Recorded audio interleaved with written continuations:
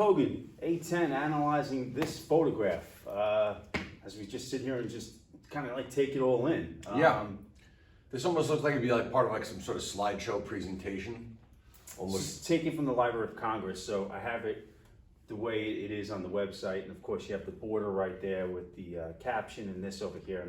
And it's really just I the same edited picture right next to one another. Yeah. I don't know why photographs came out that way, how it happened. Or Well, wait a minute, didn't you take like AP I photography or did, something but to that we effect? weren't using cameras from the 1800s. All right, so let's take what they Just give us. Don't know.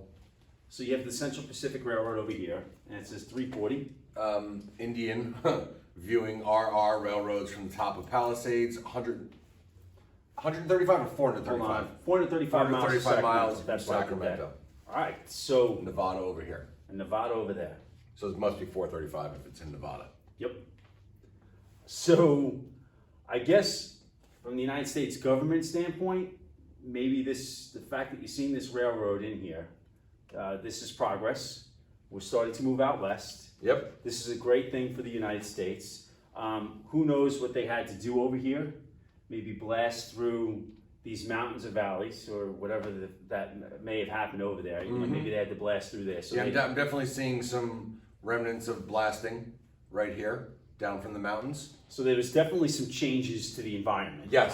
You had, of course, Chinese workers, Mexican workers working on the railroad all the live long day. I was going to say that. And when we go back to, the railroad, these railroad companies were getting subsidies, of course, from the United States government because there was a lot in it for not only these companies, but the government to kind of get these railroads built. Yep.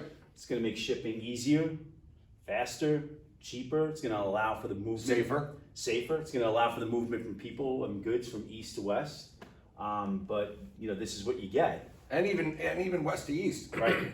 Because you went out on that Oregon Trail, it was a one-way ticket. Right. But then when the Transcontinental Railroad opens up in the 1860s, now it was like, I went out here, it didn't work, I want to go home. You could. It was a way to get back home. So this is all the stuff that's going on right around that time, but that you can't see in the photograph. no.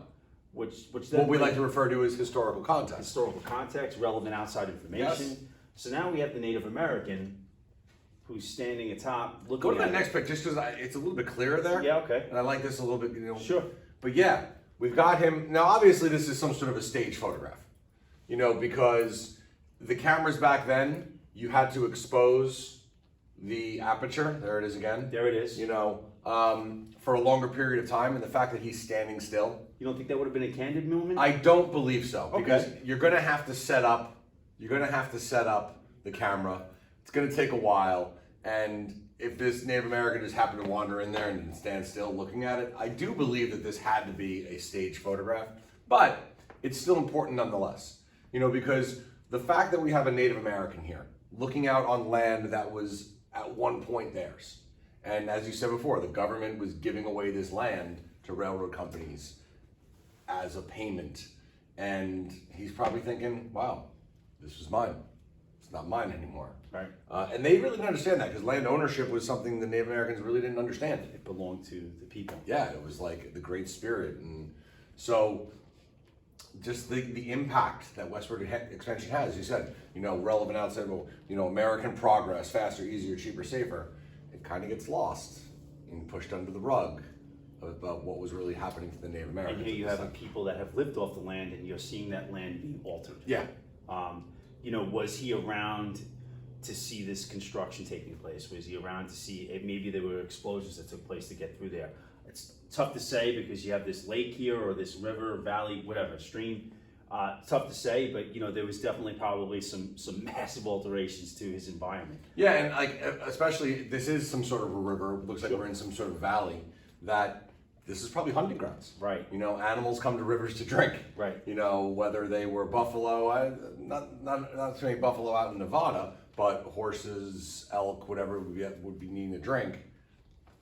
I mean, as he's looking at it, there's certain things I wondered. Did this mean something to him? Did he grow up around here? Is this where, his father or elders or family took him to hunt? Is this Right. where, was this significant? I mean, it makes me think of, the neighborhood kid that I was, where I had, across the street from me, a wooded area.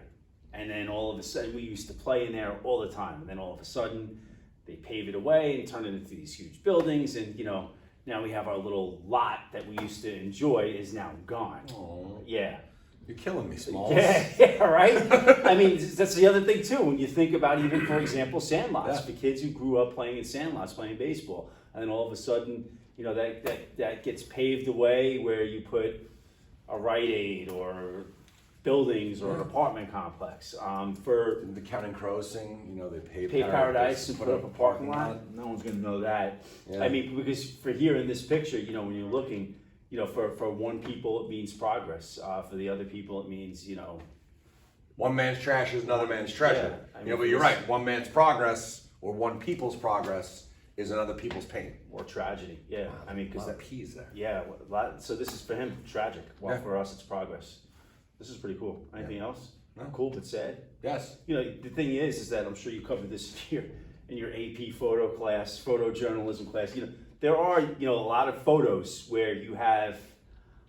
Usually, probably your wife has done this. Is a picture of, you know, kids, and you're just getting the back of them, and you have everything in front of them. It does do something for the eye, I guess. This you is could almost say. like, you know, like you do like one of those caption this. Like Yes. what should the caption be? Right. You know, or Penny for your thoughts. A thought bubble. What's this guy Yeah, thinking? A penny for a thought bubble coming on Oh, out. yeah. You know, like wife used to scrapbook and Right. put those little stickers I on. mean, because as he's looking at this, we can only imagine that he's disgusted. You know, Yeah. given the history that we just Tear took running apart. down his eye. Maybe, yeah. All right, good. All right. All right, thanks for watching.